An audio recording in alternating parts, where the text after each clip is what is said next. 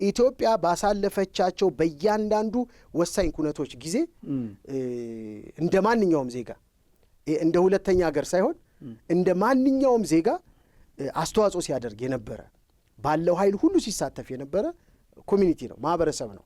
አሁን የዚህ የመገለልና የመገፋት ምንጩ አንድም መንፈሳዊ ነው፣ ሁለትም ደግሞ ኢግኖራንት ነው፣ የአመለካከት ችግር ነው። ይህንን መገለል ያመጣው አሁን በምንም መንገድ ይምጣ፣ አሁን በመናፍስትም አሰራር ይምጣ፣ በሰዎችም አለማስተዋል፣ በክፋትም በሴራም ይምጣ፣ ነገሩ ግን ውጤቱ እውነት ነው። ውጤቱ እውነት ነው። ምንድነው? ይሄ ህዝብ ከሌላው ማህበረሰብ ጋር እንዳይደባለቅ፣ እንዳይቀላቀል፣ ህብረት እንዳያደርግ አንዱ የሚነገረው ታሪክ ምንድነው?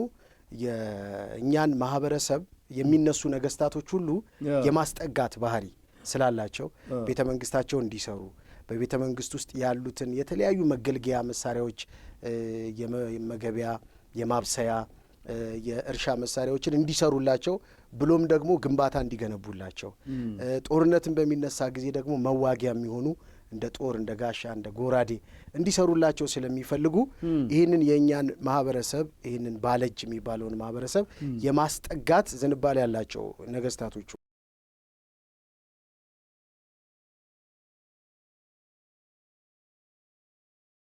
ሻባት ሻሎም። ይህ በሾፋር ሚዲያ እየተዘጋጀ የሚቀርብላችሁ ሳምንታዊ ሻባት ሻሎም ፕሮግራማችን ነው። እንዴት ከረማችሁ? ደህና ናችሁ ሆይ? እግዚአብሔር የተመሰገነ ይሁን። እኔ ሁሉ ጊዜ በየሳምንቱ እንደገና ስንገናኝ ለእግዚአብሔር ለአምላካችን ክብር እሰጣለሁ። ምክንያቱም አንድን ቀን ማደርም የእርሱ ምሕረት ካልሆነ በስተቀር መኖር አይቻልም። ምክንያቱም ጠላት በጣም ነው ሊያጠፋን የሚፈልገው። የጌታ ምሕረት የጌታ ቸርነት ስለበዛልን ሞትን እየከለከለ ከሳምንት ወደ ሳምንት ስላደረሰን ክብር ለስሙ ይሁን። ባለፈው ሳምንት በነበረን ፕሮግራም ብዙዎቻችሁ አስተያየት እየሰጣችሁን ነው። አንዳንዶቻችሁ ውሸት ነው የምትናገሩት ያላችሁንም አላችሁ። ግድ የለም፣ እውነትን መሆኑን ለማወቅ ከፈለጋችሁ ወደ ቀጨኔ መሄድ፣ ሂዳችሁ ያለውን ሁኔታ መጠየቅ ነው የሚያስፈልገው። እኛ እውነትን ስንናገር ተቀብላችሁ ያለውን እውነት መፍትሄ መፈለግ ነው እንጂ በሌላ ስህተት ሌላ ስህተት አይታረምም። ስለዚህ ይህን ባታደርጉ ደስ ይለናል። በተረፈ ግን ዛሬም ፓስተር እሸቱ ከኔ ጋር አለ። እንኳን ደህና መጣህልን ፓስተር፣ እግዚአብሔር ይባርክ። አም ሹር ዛሬ ደግሞ ከዛም ጠለቅ ወዳለ ሁኔታ ገብተን ይህንን በቀጨኔ አካባቢ የተፈጠረው ችግር እንዴት ነው ህዝቡን እንደዚህ ከአዲስ አበባ እንኳ ወጥቶ አዲስ አበባ እንዳያይ ያደረገበት ምን አይነት የመንፈስ ቶርች ወይም ደግሞ ቶርች ቢደረግ ነው ወይም ደግሞ ምን ያህል ተጽዕኖ ከልጅነት ጀምሮ ቢሆንበት ነው የሚለውን እሱን ስለምናይ እዛ ላይ እናተኩራለን። ግን አንድ ቃል ላንብ። በተለይ እንደዚህ አሁን አንድ አስተያየት ስሰማ ብዙዎቹ የምንናገረው ከፖለቲካ ከዘር ከተለያየ ነገር ያገናኙታል። በፍጹም አይደለም። እመኑኝ፣ ነገ ታመሰግኑናላችሁ ይሄን ውጤቱን ስታዩት ማለት ነው። እና ሁለተኛ ነገሥት ምዕራፍ 2 ላይ ባለፈው እንዳልኩት ኤልያስ ወደ ሰማይ ሲነጠቅ ለኤልሳ መጎናጸፊያውን ልኮለት ሂዶ ነበረ። ከዛም ኤልሳ በመጀመሪያ የሄደው ወደ ኢያሪኮ ነው። ኢያሪኮ ሲሄድ የከተማው ሰዎች ያሉትን ልንገራችሁ። ምዕራፍ 2 ቁጥር 19 ላይ የከተማይቱም ሰዎች ኤልሳን እነሆ ጌታችን እንደምታይ የዚች ከተማ ኑሮ መልካም ነው፣ ውሃው ግን ክፉ ነው፣ ምድሪቱ ፍሬዋን ትጨነግፋለች አሉት። እርሱም አዲስ ማሰሮ አምጡልኝ፣ ጨውም ጨምሩበት አለ። ያንንም አመጡለት። ውሃም ወዳለበቱ ምንጭ ወጥቶ ጨው ጣለበትና ኤሎሂም እንዲህ ይላል፣ ይህን ውሃ ፈውሼዋለሁኝ፣ ከዚህም በኋላ ሞትና ጭንገፋ አይሆንም አለ። ኤልሳም እንደተናገረው ነገር ውሃው እስከዛ ድረስ ተፈውሷል። ጌታ ሆይ ለኢትዮጵያ ይህ ፈውስ ይምጣላ፣ ለሰሜኑ ይሄ ፈውስ ይምጣ፣ ለአዲስ አበባ ይሄ ፈውስ ይምጣ። እግዚአብሔር ሆይ እግዚአብሔር ከተማን ካልሰራ፣ እግዚአብሔር ከተማን ካልጠበቀ ጠባቂ በከንቱ ይደክማል ተብሎ እንደተጻፈ እባክህ መሪዎች፣ አለቆች የሚሰሩት ስራ የተባረከ እንዲሆን ወደ ምድሪቱ እንድትመጣ እንጸልያለን። ውሃው ይፈወስ፣ ምድሪቱ ትፈወስ፣ ትውልድ ይዳን። በጌታ በኢየሱስ ስም የደምህን ኃይል እንረጫለን። ይህን ስላደረግክ ተባርክ። ዛሬም የምንወያየውን ውይይት ሁሉ ባርክልን። ፓስተር እሸቱን ባርክ፣ የቀጨኔን ሕዝብ ባርክ። በቤተ እስራኤል ስም እግዚአብሔር የተሰቃዩትን የብዙዎችን አይምሮ ያበላሸውን ይህ አጉል የሆነ የስድብ መንፈስ በኢየሱስ ስም ከላያቸው ላይ እንዲነቀል እንጸልያለን። የማይጠቅመውን ነገር በኢየሱስ ስም ከአይምሯቸው ላይ ፋቀው። ይልቁንም የሚቀጥለው ትውልድ የቤተ እስራኤል ልጆች በነጻነት በሞገስ እንዲወጡ አይምሯቸው ፍሬሽ እንዲሆን እንለምናለን። ይህን ስለምታደርግ ተባረክ በስም የሸዋ በኢየሱስ ስም አሜን አሜን። ያው ፓስተር አም ሶሪ እኔ ጎጃምና ጎንደር ነው ያደኩትና ማውቀው አለ። ግን ደግሞ እንደናንተ ይህን ያህል ከተማችሁ ከምትኖሩበት አካባቢ ወጣችሁ አዲስ አበባን እንዳታዩ እስከሚያደርግ አይነት ተጽዕኖ አልደረሰም እና ይሄ ከባድ ነገር ነው አሁን እየነገርከን ያለ ባለፈው ሳምንት። እስቲ ይሄ ነገር እንዴት ሊሆን ቻለ? እንዴት ተጀመረ? ትምህርት ቤትስ እንዴት ትቀጥላላችሁ? ይሄንን የመሳሰለውን እስቲ ንገረን። በቴሌቪዥንነት ትዝታዎች በጣም የሚያስገርሙ ናቸውና እነሱን እስቲ እየጨመርክ አሁንም ደግሞ እንዴት ብናደርግ ይሻላል የሚለውን በዛው እንጨምርበታለን። እሺ ራባይ በድጋሚ አመሰግናለሁ። ዛሬም ደግሞ በእንዲህ ያለ ጊዜ እንድንገናኝ ይህንን በር ስለከፈትክ እግዚአብሔር አምላክ ይባርክህ። እናመሰግናለን። ያንንም ህዝብ ወክዬ ላመሰግንህ እፈልጋለሁ። ምክንያቱም ይሄ ትልቅ እድል ስለሆነ እንግዲህ ይሄ የዚህ የስድብ የዚህ የመገለል የዚህ የመናቅ የዚህ የመተው ነገር ታሪኩ በጣም ብዙ ነው። አባቶች የሚነግሩን መጽሐፍት የሚነግሩን ራሱ በኢትዮጵያ መዛግብት ላይ ተጽፎ የሚገኙት ይሄ ነገር እንዴት እንደጀመረ የተለያዩ ታሪኮች አሉና አንዱ ታሪክ ምንድነው የዚህ የእኛ ኮሚኒቲ የእጅ ሙያ ያለው መስራት የሚችል መፍጠር የሚችል አገርን ሊለውጡ የሚችሉ ስራዎችን የሚሰራ ከመሆኑ ጋር በተያያዘ ይህንን የማይፈልጉ ደግሞ ሌላ ሰዎች ወይንም ደግሞ ግሩፖች ወይም ግለሰቦች በዚህ ህዝብ ላይ ጥላቻን ለማምጣትና ይሄ ህዝብ ተቀባይነት እንዳያገኝ ሞገስ እንዳያገኝ ለማድረግ ከሄዱት የክፋት መንገድ የተነሳ የተፈጠረ ህብረተሰቡ ላይ የተዛባ እውቀት እንደሆነ መዛግብት ይናገራሉ። ለምሳሌ አንዱ የሚነገረው ታሪክ ምንድነው? የእኛን ማህበረሰብ የሚነሱ ነገስታቶች ሁሉ የማስጠጋት ባህሪ ስላላቸው ቤተ መንግስታቸው እንዲሰሩ በቤተ መንግስት ውስጥ ያሉትን የተለያዩ መገልገያ መሳሪያዎች የመገቢያ የማብሰያ የእርሻ መሳሪያዎችን እንዲሰሩላቸው ብሎም ደግሞ ግንባታ እንዲገነቡላቸው ጦርነትን በሚነሳ ጊዜ ደግሞ መዋጊያ የሚሆኑ እንደ ጦር እንደ ጋሻ እንደ ጎራዴ እንዲሰሩላቸው ስለሚፈልጉ ይህንን የእኛን ማህበረሰብ ይህንን ባለጅ የሚባለውን ማህበረሰብ የማስጠጋት ዝንባሌ ያላቸው ነገስታቶቹ እና በአንድ ጊዜ አንድ የቤተ ክህነት ሰው የነበረ መናፍስትን በመጎተት የሚታወቅ የነበረ ሰው መናፍስት ይጠራና ጠንቋይ ማለት ነው። መናፍስትን ይጠራና እና እነዚህ ሰዎች የንጉሱን ልብ ሰርቀዋል እና ንጉሱ እነሱን ነው የሚፈልገው፣ እኛን እያገለለን ነው እና ከኛ ጋር ህብረቱ ቀንሷል። ስለዚህ ምንድነው ባደርግ እነዚህን ሰዎች ከንጉሱ ጋር ማለያያቸው ብሎ መንፈስ ጠየቀ ነው። እንግዲህ ይሄ አፈ ታሪክ ነው። መንፈስ ጠየቀና መንፈሱ ምን ይለዋል? የንጉሱ ልጅ ውስጥ ገባና እኔ እጮሃለሁ እና ስጮህ ቡዳ ነኝ እሷ ነች የበላችኝ ብዬ አንዷን ሸክለኛ አላክካለሁ እሷ ላይ እና በምጮህ ጊዜ አንተ ትመጣና እንዴት ነው የበላሃት እንዴት ነው ልጅቷን ያስከው ብለህ ትጠይቀኛለህ። በዚህ ሴትዮ አማካኝነት ነው እሷ ከዚህ ሰፈር ካራቀች ከዚህ አካባቢ ካልወጣች ሰላም አታገኝም ልጅቷ ብዬ እላለሁ። ከዛ ንጉሱ ምርጫ ስለሌለው እኛን እናንተን ያስጠጋና እነሱን ያርቃቸዋል ከሰፈሩ ብሎ ይላል። እውነትም እንደተባለው ያ ነገር ተፈጠረ። መንፈሱ ያንን ነገር አወራ። ስለዚህ ንጉሱ ደነገጡ እና ተገልለው ግን ስራቸውን እንዲሰሩ ወደዛ ወደሳቸው አካባቢ እና ወደ ህዝቡ እንዳይጠጉ ማድረግ ተጀመረ የሚል አፈ ታሪክ አለ። ሌሎች አዲስ አበባ ነው። አዎ የአዲስ አበባ ይሄ አፈ ታሪክ ነው። አፈ ታሪክ ነው። አይ አፈ ታሪክ ነው። በመጽሐፍም የጻፉ ሰዎች አሉ። በመጽሐፍ የጻፉ ሰዎች አሉ። እንደና አሊያ ቤትን ማየት ይቻላል። እዛ ላይ የተቀመጠ እነሱ ሶርስ ጠቅሰው ያስቀመጡት ነው።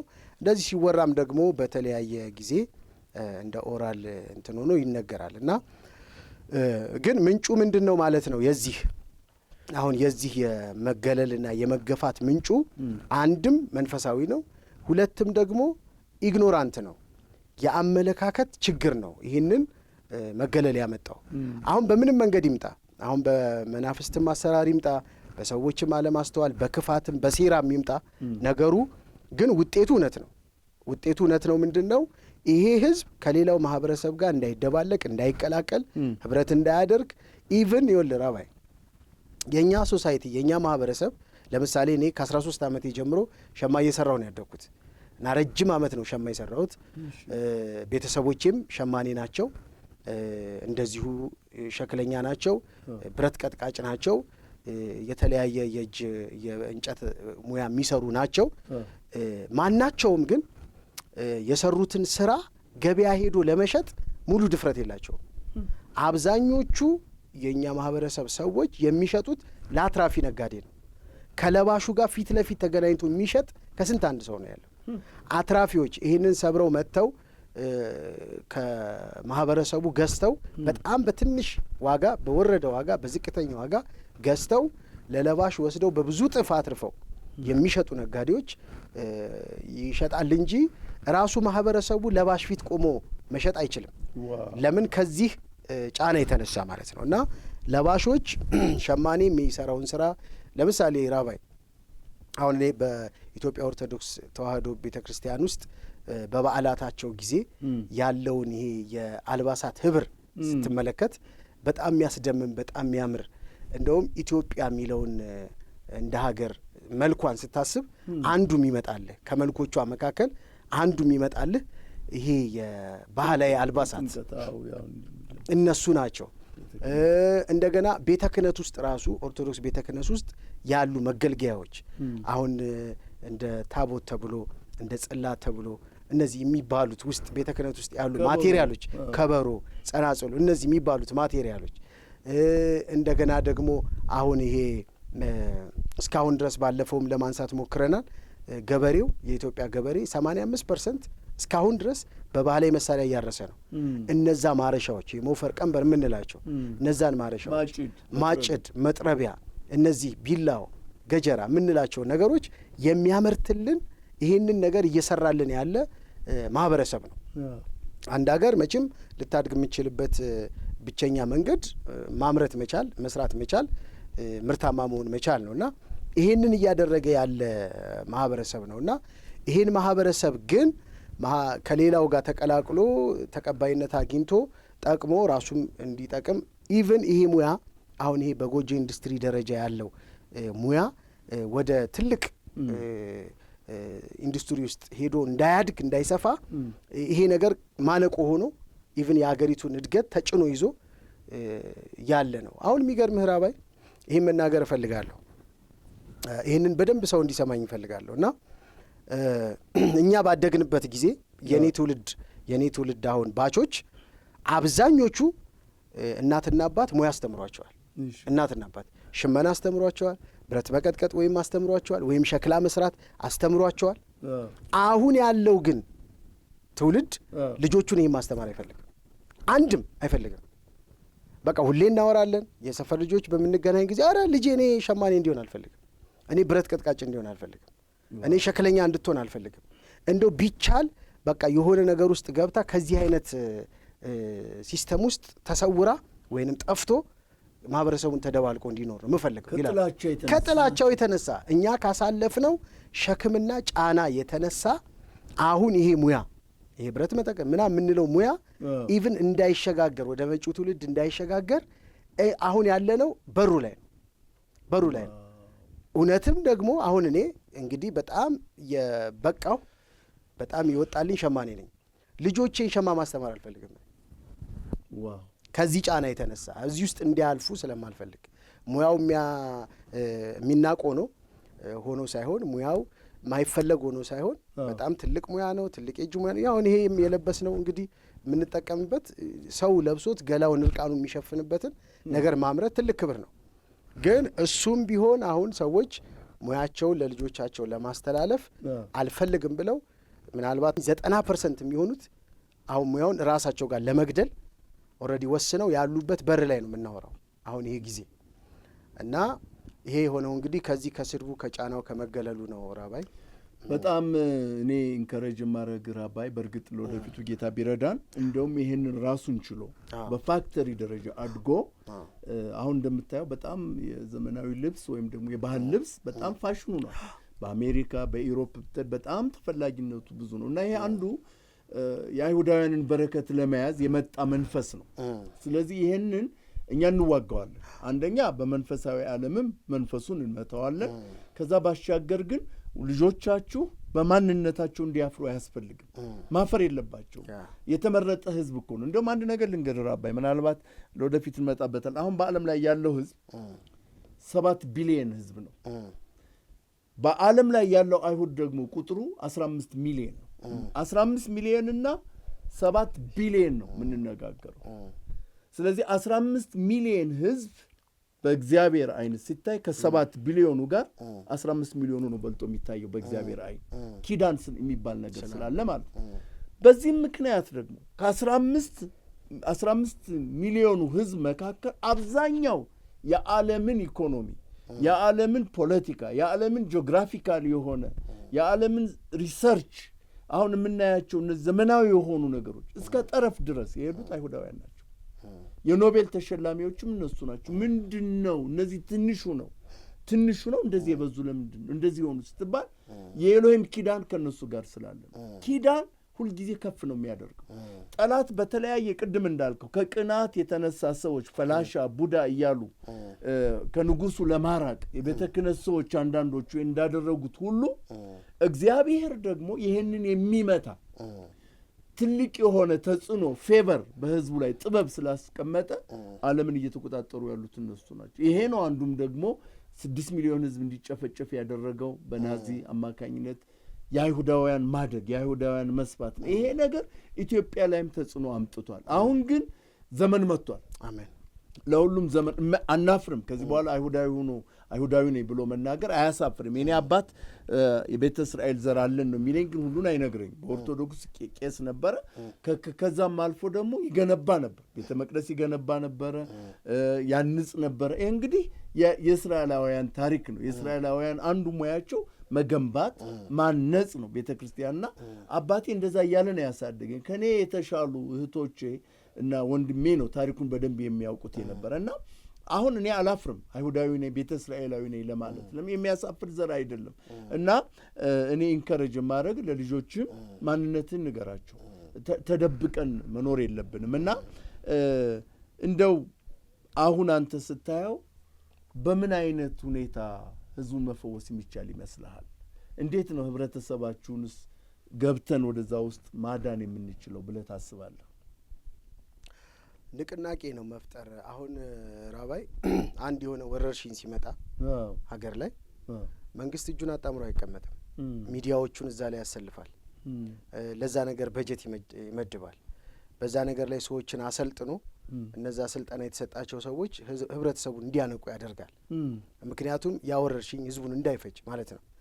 አሁን ታስታውስ እንደሆነ በኤችአይቪ መስፋፋት የጀመረበት ጊዜ ላይ መንግስት በዚህ ጉዳይ ላይ ትኩረት ሰጥቶ በጀት ተመድቦ በዚህ ጉዳይ ላይ ሰፖርት የሚያደርጉ ተቋማት ተፈልገው ሰዎች ከሰለጠኑ በኋላ ቤት ለቤት አስታውሳለሁ የቡና ጠጡ ፕሮግራም እየተደረገ እንውስቲ ቡና ጠጡ የተባለ እናቶች እየተሰበሰቡ ወጣቶች እየተሰበሰቡ ከቀበሌ ከወረዳ ተመድበው የሚመጡ በዚህ በኤችአይቪ ዙሪያ ጥሩ እውቀት ያላቸው ሰዎች በሽታው ምን እንደሆነ እንዴት እንደሚተላለፍ ከምን መጠንቀቅ እንዳለብን ምን ማድረግ እንዳለብን አስተምረው ማህበረሰቡን በመውጣታቸው ምክንያት እንግዲህ ያ ወረርሽኝ ባለበት የዛ ጊዜ እንዲቆም ትልቅ ትግል ተደርጓል። አሁን ይሄ እኔ ከኤችአይቪ ወረርሽኝ ያልተናነሰ አገሪቱንም ህዝቡንም ጎድቷል ብዬ አምናለሁ። ይህ አመለካከት ይሄንን ሊሰራ የሚችል ሙያ ያለው ወገኖቼ፣ እኔ ብረት በሽታ የሚያውቁ ሰዎች አሉ። ራባይ ብረት አሽትተው ይሄ የጎጃምን መሬት አያርስም፣ ይሄ የሚያርሰው የአፋርን መሬት ነው ብለው ብረቱን ማረሻ ከመስራታቸው በፊት አሽትተው ጥንካሬውን የሚያውቁ ሰዎች አሉ። የሚገርም ነው። ተመልከት፣ በሽታ የሚያውቁ ሰዎች አሉ። አሁን እነዚህ ሰዎች የአገር ሀብት አይደሉም ወይ? እነዚህ ሰዎች ያላቸውን ሙያና ልምድ ያላቸውን እውቀት ይዘውት መሞት አለባቸው ወይ? እነዚህ ሰዎች በዚህ በመገለል ፍራቻ ምክንያት ይሄ ሙያ ለእኔ ምንም ያመጣልኝ ከመሰደብና ከመናቅ ውጪ ትርፍም ዋጋም የለም ብለው ይህንን ነገር መተው አለባቸው ወይ? ይሄ ኢትዮጵያን አያሳድጋትም ወይ? እነ ጃፓን እንዴት ነው ያደጉት? እነ ቻይና እንዴት ነው? እነ ህንድ እንዴት ነው ያደጉት? እነ ህንድ እኮ የጨርቃ ጨርቅ ቴክስታይላቸውን አሳድገው ወደ ፋክተሪ አምጥተው አይደለም አገራቸውን የለወጡት። እነ ጃፓን እነ ቻይና በቀርከሃ በሸክላ ስራ እኮ ነው ሲነሱ ይሄ ጎጆ ውስጥ የነበረውን ነገር አምጥተው እኮ ነው አሳድገው አሁን ወዳሉበት ታላቅነት የደረሱት። ኢትዮጵያ ውስጥ ሙያ ያላቸው ለሰው ልጅ የሚያስፈልጉ ግብአቶችን ሁሉ ማምረት የሚችሉ ማህበረሰብ ናቸው። ይሄንን ማህበረሰብ መንግስት ይሄን ሁሉ ጫና ሲደርስበት ይሄን ሁሉ ዋጋ ሲከፍል በእርግጥ የተደረጉ ጥረቶች አሉ። እሱን ሳላደንቅ አላልፍም። በመንግስት በኩል እግረ መንገዴንም መናገር የምፈልገው ስትነሳ ራባይ ያነሳት ሀሳብ አሁን ከፖለቲካ ጋር ሊያያይዙት አሁን አንዳንድ አካባቢዎች ጋር ካሉ ነገሮች ጋር ሊያያይዙት የሚፈልጉ ሰዎች አሉ። እኛ ይሄንን ጩኸት መጮህ የጀመርነው አሁን አይደለም። አሁን አገራችንን እየመራ ያለ መንግስት ከመጣም በኋላ አይደለም። ቢፎርም በነበረው መንግስት እንደዚሁ ሚዲያዎች ላይ ማግኘት ይቻላል አሉ በየዩቱቡ ይህንን ስንጮህ ነበረ። በኢህአዴግ ጊዜ ስንጮህ ነበረ። ኤልሻዳይ ቴሌቪዥን ላይ ደጋግሜ ይህንን ሀሳብ ተናግሬያለሁ ከፓስተር አበራ ጋር። በኢህአዴግ ጊዜ ኢቭን የቀደሙት የኢትዮጵያ ኦርቶዶክስ ተዋሕዶ ቤተ ክርስቲያን ፓትርያርክ የነበሩት ብፁዕ ቅዱስ አባ ጳውሎስ ወጨጌ ዘመንበረ ተክለ ሃይማኖት የሚባሉት እሳቸው 4 ኪሎ ስላሴ ካቴድራል ጠርተውን ከቀጨኔ ልጆች ጋር ተነጋግረናል። በዚህ ጉዳይ በኢህአዴግ በሕይወት እያሉ እሳቸው ጠርተውን እግዚአብሔር ይባርካቸው። በጣም ትልቅ ሪስፔክት አለኝ። ቁጭ ብለን አውቃለሁ ነው ያሉት። ማንነታችሁን አውቃለሁ። ቀጨኔ አካባቢ የኦርቶዶክስ ስም ይዘው ከዛ ደግሞ ተደብቀው ምኩራብ ሲያመልኩ አባቶች እንደነበረ አውቃለሁ። አሁንም እንዳሉ አውቃለሁ። ያንን አልቃወም፣ እደግፋለሁ። እናንተም አሁን የምታደርጉትን እንቅስቃሴ እደግፋለሁ። ስድባችሁን እቃወማለሁ፣ መገለላችሁን እቃወማለሁ። ግን የሚካድ አይደለም፣ እውነት ነው። ህዝባችንን ማንቃት አለባችሁ፣ መበርታት አለባችሁ፣ መስራት አለባችሁ እና እናንተ ላይ የተለጠፈውን ስም ለማንሳት ከእናንተ በቀር የሚጮህላችሁ ስለሌለ በርትታችሁ ጩሁ ብለው መክረውናል። ካቴድራል ውስጥ ጠርተውን እና ይሄ አሁን አዲስ የጀመርነው ጩኸት እንደው ፖለቲካው የሆነ እንዲጋጋል ቤንዚን ለማርከፍከፍ የምናደርገው ጥረት አይደለም። እንዲፈወስ የምንፈልገው ትልቅ በሽታ ትልቅ መምሰል አለ። ያንን ለመፈወስ ነው። ከእኛ ጋር ተባብራችሁ ቀኝ እጃችሁን ብትሰጡን አንድ ሰው በዚህ ጉዳይ ላይ እናንተ ከዚህ አስተሳሰብ እንዲድን ነፃ እንዲወጣ ብታደርጉ ይሄ ደግሞ ተገፍቶ ተገልሎ እንዳልኳችሁ ለብዙ ጊዜ እዛው ሰፈሩ ውስጥ ተቀምጦ ያለውን ህዝብ ሄዳችሁ ብትጎበኙ ብታበረታቱ ከተቻለ ሶሪ ብትሉ እና አይዟችሁ እኛ እንደዚህ ሆኖ ስላደግን ነው ብትሉ በጣም ትልቅ ፈውስ ይመጣል፣ ትልቅ በረከት ይመጣል ብዬ አስባለሁ። እኛ መንፈሳውያን መሪዎች ነን እና በጣም የምናተኩረው መንፈስ ላይ ነው። ምክንያቱም ይሄ ቡዳ ቀጥቃጭ ካይላ የሚለው የመንፈስ አሰራር ነው፣ እውነት አይደለም። እና ይህን ትምህርት አሁን እኛም ራሳችን አማራዎች ነን፣ ከአማራ ነው የመጣነው። የተወለድኩት ጎጃም ነው፣ ያደግኩት ጎንደር ነው።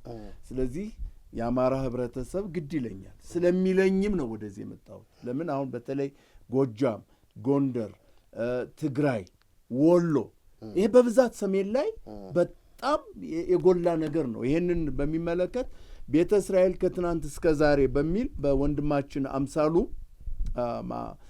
መሐሪ አይሁዳዊ የሆነ ቤተ እስራኤላዊ አሁን አሜሪካ እስራኤል ነው የሚኖረው። በጣም የሚያስገርም መጽሐፍ ጽፏል። እንዴት ቤተ እስራኤሎች ወደዚህ እንደመጡ ያለፉበትን ታሪክ። እንግዲህ አሁን እኛ ብቻ የምንናገረው አይደለም፣ በጽሁፍም አለ። አምሹር በኦርቶዶክስ ቤተ ክርስቲያንም የተጻፉ ጽሁፎች አሉ። ቤተ እስራኤሎች እንዴት ወደ ኢትዮጵያ እንደመጡ ከዛም በኋላ ደግሞ እንዴት መገለል እንደጀመሩ ብዙ ታሪካዊ መጽሐፍቶች አሉ። እሱን እየቀጠልን እናመጣዋለን እና እናንተ አንዳንድ ሰዎች እየተነሳችሁ የህዝቡን ልብ ባታቆሽሹ መልካም ነው። እኛ አሁን ምድሪቱ ትፈወስ ነው። እነ ጣና እነ አባይ ለሌላ ሰው ለሌላ አገር ሲሳይ አይሁኑ። ልጆቻችን በዚሁ ምድር ላይ አድገው በረከት አግኝተው እንደ ሌላው አገር በነጻነት ይኑሩ ነው የምንለው ያለ ነው። ለምንድን ነው ወደ አሜሪካ የሚመኙት? ለምን ነው ወደ ካናዳ የሚመኙት? ለምን ነው ውጭ ሀገር እንሄዳለን ብለው በየመን ውስጥ ስንት መከራ ነው? እኔ እኮ 6 ዓመት ሱዳን ውስጥ ተቀምጫለሁ። 6 ዓመት እኮ የስደት የመከራ ዘመን። ልጅ አንዷ እዛ ነው የተወለደችው፣ እኔና ባለቤቴ። እንደገና ደግሞ ግብፅ ሀገር 1 ዓመት ተቀምጫለሁ። ይሄ ሁሉ ምን አመጣው?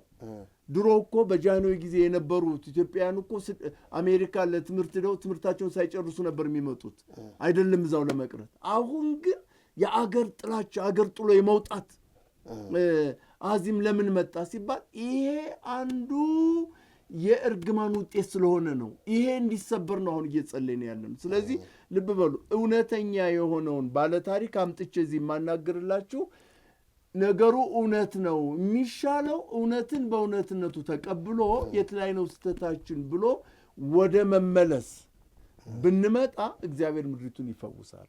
ኢትዮጵያ በጣም የተባረከች ምድር ናት። በመጽሐፍ ቅዱስ ላይም ብዙ ጊዜ ተጽፋለች። ከመጽሐፍ ቅዱስም ውጭ ከመጽሐፍ ቅዱስም እንደምንረዳው ደግሞ ለአፍሪካ በረከት እንድትሆን በብሉይ ኪዳንም ሆነ በአዲስ ኪዳን የተጠራች ሕዝብ ናት። ነገር ግን ለምንድን ነው ጥሳ መውጣት ያቃታት? ለምን? ይሄንን ነው አሁን እየፈታን ያለ ነው። ምክንያቱም የእግዚአብሔር ቃል በምድር የምታስሩት በሰማይ የታሰረ ነው ይላል። መንፈሳዊ ነገር ነው አሁን እኛ ሪሊዝ ማድረግ የምንፈልገው እና ይሄ ደግሞ ዝም ብሎ በጸሎት ብቻ ሳይሆን ፕራክቲካል የሆነም ነገር ያስፈልጋል። ንስሐ የሚገባበት ላይ ንስሐ መግባት፣ ይቅርታ የሚጠየቅበት ላይ ይቅርታ መጠየቅ፣ መርዳት የሚገባው ላይ መርዳት በጣም አስፈላጊ ነው እና እንዲህ አይነት መጽሐፍቶችም እየተጻፉ ስለሆነ እሱንም እንድታነቡ አደራ እንላችኋለን። ፓስተር፣ ወደሚቀጥለው ከመሄዳችን በፊት ምን ትላለህ? እንደው በምን መልክ ወደ መንግስት ለምሳሌ አሁን የመንግስት የትምህርት ቤት የአስተምሮ መጽሐፍቶች በቤተ እስራኤል ዙሪያ የሚያስተምሩት ነገር አለ ወይ? ከሌለ ለትምህርት ሚኒስቴር እንዲህ አይነት አስተያየት ማቅረብ ይቻላል ወይ? ትውልዱን ለመቅረጽ የቤተ እስራኤልን ታሪክና አሁን እነዚህ አጉል አባባሎችን አይምሮን የሚያበላሹ እነዚህን ነገሮች እንዴት ማስወገድ እንደሚቻል ምን ማድረግ ይቻላል? እንግዲህ የኢትዮጵያ አይሁዶችን ወይም ቤተ እስራኤሎችን ከኢትዮጵያ ታሪክ መነጠል አይቻልም። የኢትዮጵያ ታሪክ በተነሳበት ጊዜ ሁሉ ኢትዮጵያውያን አይሁዶች አብረዋሉ እና የኢትዮጵያ ታሪክ መመዝገብ ከጀመረበትም ጊዜ ጀምሮ የኢትዮጵያውያን አይሁዶች ታሪክ አብሮ አለ እዛ። ስለዚህ እኔ እንደውም ምንድን ነው የምለው ኢቭን ጁዳይዝምን ራሱ ከኢትዮጵያውያን መለየት አይቻልም እና ኢትዮጵያውያንም ከጁዳይዝሞች መለየት አይቻልም። በጣም የተሳሰረ ታሪክ፣ በጣም የተቆራኘ ታሪክ ያለው ማህበረሰብ ስለሆነ እንደዚህ ቸል ሊባል እና ትኩረት ሊነፈግ የሚገባ ነገር አይደለም። እንግዲህ እነ ክብረ ነገስት በሙላት ስለዚህ ኮሚኒቲ ስለዚህ ማህበረሰብ የሚናገሩ መጽሐፍት ናቸው። ትልልቅ የኢትዮጵያ ታሪኮች የተመዘገቡባቸው መጽሐፍት። እኔ እንኳን ራባይ ሰሞኑን አንድ አባ ጊዮርጊስ ዘጋስጫ የሚባሉ የኢትዮጵያ ኦርቶዶክስ ቤተ ክርስቲያን ታላቅ አስተማሪ፣ ታላቅ የእምነት አባት የጻፉትን መጽሐፈ ሚስጥር የሚል መጽሐፍ አነብ ነበር። አባ ጊዮርጊስ ዘጋስጫ በ13ኛው ክፍለ ዘመን ማለቂያ ላይና በ14ኛው ክፍለ ዘመን መጀመሪያ ድረስ የኖሩ ናቸው። ጥንት ነው፣ ከ700 ዓመት በፊት የነበሩ ሰው ናቸው። መጽሐፋቸው በጣም ተወዳጅ ነው። በተለይ በተሰጎ በዚህ በክርስቶስ ማንነት ላይ ወይንም ደግሞ በስላሴ አስተምሮ ላይ ጠንካራ የሆነ ቶፒክ የሚያነሱና ብዙ ተነስተው የነበሩ ሐሰተኛ አስተማሪዎችን ያንን ትምህርት ለመምታት ብዙ የሰሩ ሰው ናቸው። በዛ ይታወቃሉ። በዚህ በስላሴና በተሰጎ ላይ ማለት ነው። እሳቸው ካጋጠሟቸው ጠንካራ ሰዎች መካከል አንድ ኢትዮጵያዊ አይሁድ፣ አንድ ፈላሻ አይሁድ እያሉ እያቀያየሩ ይጽፉታልና አንድ ኢትዮጵያዊ አይሁድ ፈላሻ ከእሳቸው ጋር ለክርክር በንጉሱ ፊት ቀርቦ ነበር እና እሳቸው ከሱ ጋር ያደረጉት ዲቤት ምንድን ነው? ኢየሱስ እሱ ክርስቶስ ነው፣ መሲሁ ነው እና የመሲህነትን መስፈርት ያሟላል ብለው ነው የተሟገቱት። እሱ ደግሞ አይ ኢየሱስ እሱ መሲህ ሊሆን አይችልም እና መሲህ የማይሆንባቸውን ምክንያቶች ነው የሚያስቀምጠው እና በጣም ጨዋነት በተሞላበት በጣም መከባበር በተሞላበት ሁኔታ ከሱ ሰው ጋር ዲቤት አድርገዋል። እሳቸው ምን ብለው ይላሉ? እናንተ እውነት ነው በምድራችንም በዚህም ይሄ የብሉይ ኪዳን መጽሐፍትን በተለይ ቶራውን ይዛችሁ ነው የኖራችሁት፣ ነገር ግን አልተረጎማችሁትም ቶራውን እና መጽሐፉን ብለው ይሟገቱታል። እሱ ደግሞ ለምን እንተረጉመዋለን? ለምን ነው የምንተረጉመው? እንደወረደ ነው የምንቀበለው። እሳቸው ብትተረጉሙት ኖሮ መሲሁን ታገኙት ነበረ ይላሉ። አይ እኛ መጽሐፍ እንድናነብ እንድንታዘዝ እንጂ እንድንተረጉም ኤሎሂም አላዘዘንም ብሎ ይሟገት ነበር። እንግዲህ ይሄ ከ700 ዓመት በፊት ማለት እንግዲህ ከነ ሉተርም መነሳት በፊት እንደማለት ነው። እዚህኛ ሀገር ላይ ኢትዮጵያዊ የሆኑ ነገር ግን ደግሞ የመጡት ከእስራኤል የሆነ ፈላሻ አይሁዶች በኢትዮጵያ ምድር ይኖሩ የነበሩ ጁዳይዝምን የሚያራምዱ በምኩራብ የሚኖሩ ከዚህ ከተነሱ የእምነት አባቶች ጋር ንግግር ያደርጉ ነበር፣ ይነጋገሩ ነበር እና ታሪክ የኢትዮጵያ ታሪክ ይሄ ብቻ ሳይሆን በሌሎችም መዛግብት በስፋት ተጽፎ የሚገኝ ኮሚኒቲ ነው እና መገኘት በተጽፎ መገኘት ብቻ ሳይሆን ደግሞ ኢትዮጵያ ባሳለፈቻቸው በእያንዳንዱ ወሳኝ ኩነቶች ጊዜ እንደ ማንኛውም ዜጋ እንደ ሁለተኛ ሀገር ሳይሆን እንደ ማንኛውም ዜጋ አስተዋጽኦ ሲያደርግ የነበረ ባለው ኃይል ሁሉ ሲሳተፍ የነበረ ኮሚኒቲ ነው፣ ማህበረሰብ ነው እና አባይ እንዲህ እናርክ ሰዓታችን ስላለቀ ይሄ ሰፊ ትምህርት ስለሆነ በተለይ አባ ጊዮርጊስ ዘጋስጫ ያልከኝ እንደው እሳቸውን በጣም ታሪኩ እንድትነግረኝ ይፈልጋለሁ። ምክንያቱም ያሁን የመጣ ነገር አይደለም እና በሚቀጥለው በክፍል 3 ላይ በሰፊው እንወያይበታለን። ወገኖቼ እግዚአብሔር ይባርካችሁ። እንግዲህ ይሄንን እውነት ነው ለናንተ እንደው በትንሹ ዕውቀታችን እንደው የሆነ ነገር ጭረን ህዝቡን እንዲያነሳሳና ወደ ንስሐ በማምጣት የኢትዮጵያ በረከት ሙሉ እንዲሆን የሚያደርግ ፕሮግራም ነው እያዘጋጀን ያለ ነው። ባለፈው እንዳልኳችሁ ቤተ መቅደስ ለመስራት የሰለሞን ቤተ መቅደስ እዚሁ አምጥቶ የጸሎት ሴንተር እንዲሆን ለማድረግ እያሰብን ነው። ያ ደግሞ ከሰለሞን ቤተ መቅደስ የምናደርግበት ምክንያት አንደኛ ኢትዮጵያ የአፍሪካም ሄድ ኦፊስ ስለሆነች በዓለም ያሉ ሰዎች እየመጡ ያንን ቦታ እያዩ ወደ ኤሎሄ አብርሃም፣ ወደ ኤሎሄ ይስሐቅ፣ ወደ ኤሎሄ ያዕቆብ እንዲመለሱና በዛውም ደግሞ በብሉይ ኪዳን ላይ የነበረውን እውነትና ከአዲስ ኪዳን ጋር በማያያዝ እንዲህ በሚታይ መልክ እንዲቀርብ ለማድረግ ስለሆነ እሱ ላይ እንግዲህ አድራሻችን እንነግራችኋለን በቅርቡ። አሁን ኦልሬዲ ጉዞዎች ጀምረናል። ነገሩ እንዳለቀልን እንነግራችሁ። እስከዛ እየጸለያችሁ በሾፋር ሚዲያ ላይ ኮሜንታችሁን ስጡን እና እስካሁን ድረስ የባንክ አካውንት አንዳንድ ነገሮች አልሰጠንም ስለሌለን ሳይሆን አለን። መጀመሪያ ሐሳቡ እንዲገባችሁ ኪዳን የሚለው ነገር ምን እንደሆነ እንድትረዱ በሚል ነው። እግዚአብሔር ይባርካችሁ። እስቲ ልባርካችሁና እንጨርሳለን። ይባርከካ አዶናይ በይሽመራሃ ያኤር አዶናይ ፓና በለኻ በይሆንሃ ይሳ አዶናይ ፓና በለኻ በያሲም ለሃ ሻሎም። ኤሎሄም ይባርካችሁ ይጠብቃችሁ። ኤሎሄም ፊቱን ያብራላችሁ ይራራላችሁ። ኤሎሄም ፊቱን ወደ እናንተ ያንሳ ሰላምን የሚስጣችሁ። ሁልጊዜ ልብሳችሁ ነጭ ይሁን፣ ቅባትም ከራሶቻችሁ ላይ አይታጣ። ዘራችሁ የጠላት ደጅ ይውረስ፣ የረገጣችሁት ይወረስ። የእጆቻችሁ ሥራ ይባረክ። የኤሎሄም ክብር ይቅደማችሁ፣ የኤሎሄም ሞገስ ይከተላችሁ። ፍሬያማ ሁኑ፣ ለምልሙ በሸም የሽዋ ህዝቡም አለ አሜን ወድዛ አሜን። ጌታ ይባርካችሁ። በሾፋር ሚዲያ በዩቲዩብ ቲክቶክ እና በፌስቡክ ታገኙናላችሁ። ሻሎም ሻሎም።